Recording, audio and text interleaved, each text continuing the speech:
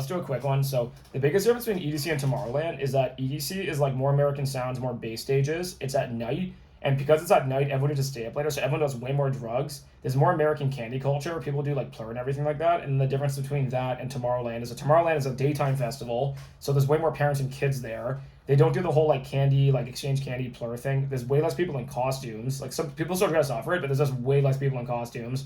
Um, EDC has like way more like Asian and Mexican people because it's in North America, and then Tomorrowland has a lot more like Eastern European people, other countries. Like just like it was just like a bit less. It was still pretty international, but not as like not like the way EDC was.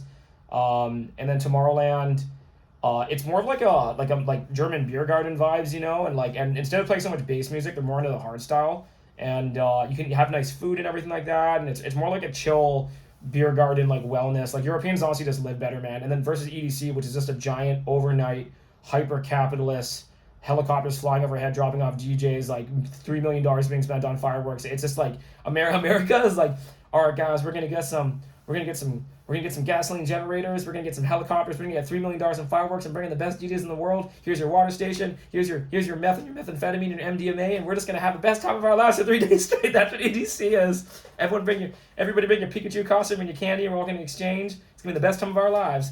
You know, we're gonna do it all night, 3 days straight, once a year. You know that's what EDC is like. And then Tomorrowland is like, hey guys, we're gonna have this beer garden, and we're gonna have oysters and a nice menu, and you can camp here, and like it's gonna be during the day. We're gonna shut off by 11 p.m. We're gonna listen to hardstyle, and it's like this, you know, you just want to chill on the bench and have some beers and go watch some shows, and we're gonna have these beautifully crafted like European sculptor, historical architecture, like building these beautiful castle stages, and there's more focus on that and less LED screens, and that's the biggest difference. Like which one's better? In my opinion, I think EDC is more fun just because of the people, because like the plur culture is what makes raves. Like when people show up, people are giving candy you bracelets, and like the whole idea of the whole idea of rave culture is it's supposed to be an accepting place for all people, right? Like I'm in a rave looking at like some chick with like a bandage over her eye that's got plastic surgery, and the guy next to me is in a wheelchair, and has their hands in the air for Martin Garrix. Like it's this unifying shamanic force of like the spiritual element of like the DJ bringing us all together to sort of unite with our hearts pounding at the same speed. Like that's the purpose of rave, right? Like we can't forget that. It's supposed to be like everyone here is accepted. I don't care if you're an alien.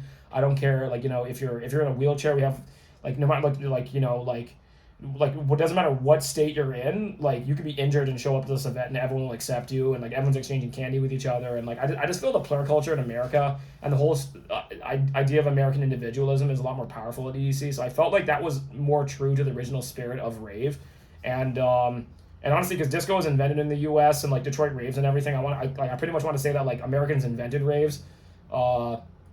The British people invented like the hippie. The British people invented like the hippie music festival though, but like Americans truly invented raves. So it's like I think they really got the spirit of that down pat. It's this whole idea of like unhinged like spirit of music and stuff like that. So if I was to pick between one or the other, I'd actually probably pick EDC again. Tomorrowland is also incredibly hard to get tickets for. It's not in Vegas, and the surrounding area does not have the whole hotel infrastructure. Because when you go to Vegas, like, you can stay in a Vegas hotel, eat at the Vegas restaurants and buffets, go to the casinos, see a show, and do EDC. So it's kind of like really convenient, and they have more shuttle buses. When you go to Boom in Belgium, it's like literally a farmland that you're going to, and like you probably should camp, or your commute's gonna be like an hour per day to get in and out. Tomorrowland is a nicer festival. They have like nicer stages, the food's better, like everything is But like I got kind of sick of eating like camp food for 3 days straight, and the camp was also expensive, and it was just really hard to get tickets. Like EDC never sells out, so you can always go. They always have space for you, but Tomorrowland sells out because people are camping, and it's just logistically a lot more difficult to go to, and it's a better produced festival in my opinion. But EDC also just has more of that rage energy, and because it's at night, everyone is just way more high on drugs. So like the energy level is so crazy. Like you'll walk out to like the Excision Circuit Ground stage, and there's like you'll see like 3,000 people in a corner shuffling. I'm not sure what that looks like, but like imagine an entire nightclub and everyone has camelbacks on shuffling with their shirts off. Like you'll see crazy stuff like that. It's just like it's literally walking through like 50 football fields worth of like stages. Like it's like going to Planet Music for.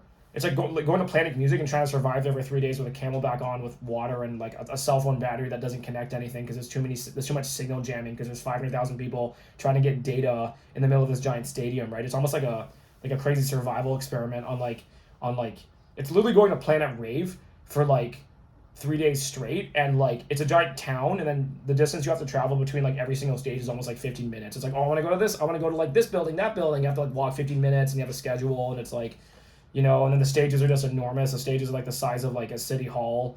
So yeah, that's sort of my opinion on it. But yeah, check both out. I'd say do EDC first, and then do Tomorrowland, and then after that, like maybe do. I feel like after I did EDC, I don't have to do Ultra, because Ultra is like half the size of EDC, and they have the same artists, and like the stage builds out, and there's less stages and everything. But I'd say definitely check them out if you're into festivals.